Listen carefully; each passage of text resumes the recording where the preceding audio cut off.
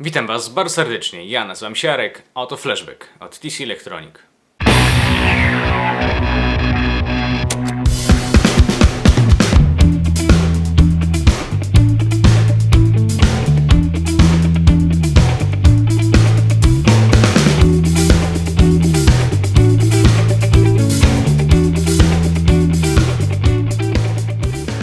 Flashback to jeden z efektów wchodzących w skład serii kompaktowych kostek gitarowych firmy TC Electronic. Łączy je podobny wygląd i funkcja Tone Print.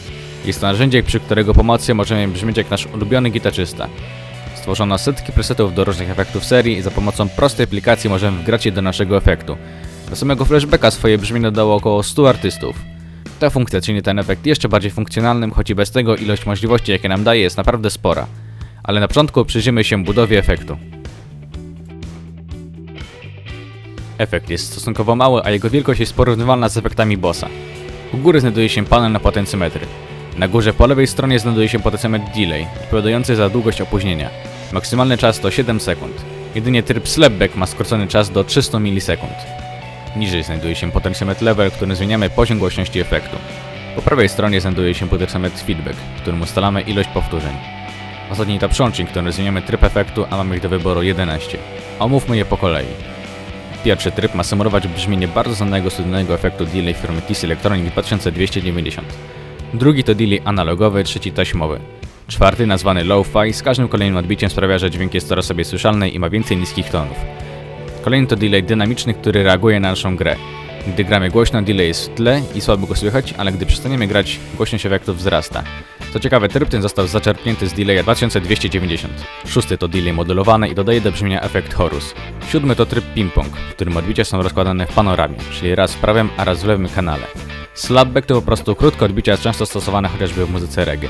Kolejny to reverse, w którym odbicia są odtwarzane od tyłu. Gdy ustawimy feedback na 0, słychać tylko dźwięk delaya, natomiast gdy dodamy trochę potencjometru feedback, będziemy słyszeć gitarę wraz z efektem. Przedostatni to tryb looper, w którym nagrywamy naszą gitarę i jest ona później odtwarzana w pętli. Takich ścieżek możemy nagrać kilka, a ich czas może wynosić nie więcej niż 40 sekund. Gdy nagramy w stereo, czas ten wynosi 20 sekund. W czasie nagrywania dioda pulsuje na czerwono, a gdy odtwarza, świeci na zielono. Ostatni to oczywiście tryb Tone Print. Na górze efektu znajduje się przełącznik, w którym zmieniamy wartości rytmiczne odtwarzanego delaya. Mamy wybór pomiędzy ćwierćnutą, ósemką z kropką i ćwierćnutą plus ósemka z kropką. Po bokach efektu znajdują się wejścia mono i stereo, a z tyłu wejście na zasilacz i kabel USB.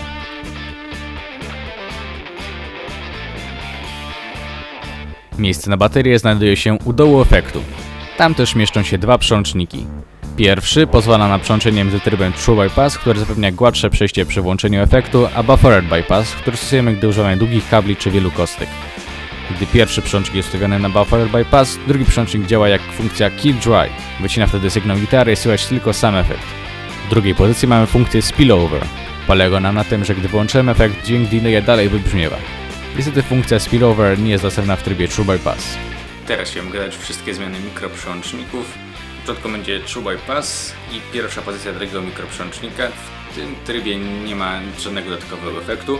Natomiast w drugiej pozycji jest funkcja Keep Dry, czyli wycinany sygnał gitary i słychać tylko sam efekt delay. Następny będzie tryb Buffered Bypass i to znowu będzie Keep Dry i następnie funkcja Spillover.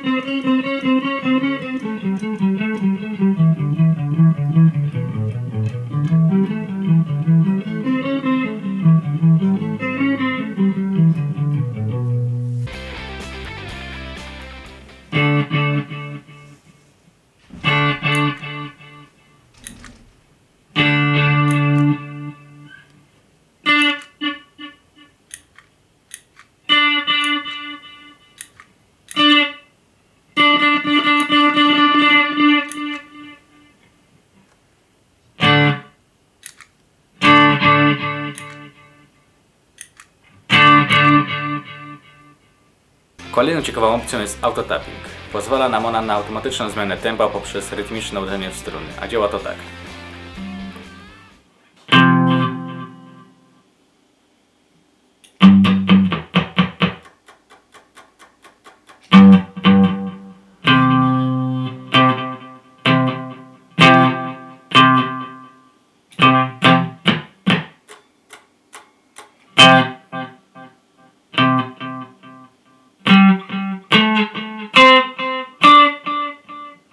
Flashback to według mnie jeden z lepszych, jak nie najlepszy efekt delay w cenie do 600 zł. To co mi się w nim podoba to po pierwsze ilość trybów, jest ich aż 11 i każdy daje nam zupełnie nowe możliwości. Po drugie dodatkowe funkcje takie jak spin-over czy auto-tapping. Po trzecie funkcja Tone Print, która daje nam dostęp do naprawdę sporej ilości presetów i to wszystko jest ukryte w tak niewielkim efekcie to za cenę tylko 500 zł. Czy efekt ma jakieś wady? Myślę, że nie. Ma wszystko czego nam potrzeba i czego moglibyśmy oczekiwać od efektu za taką cenę. Tak więc polecam ten efekt wszystkim bardzo serdecznie, a jeśli ktoś ma jeszcze jakieś wątpliwości, zapraszam do testu. Link w opisie. A ja tymczasem dziękuję Wam bardzo za uwagę. Cześć!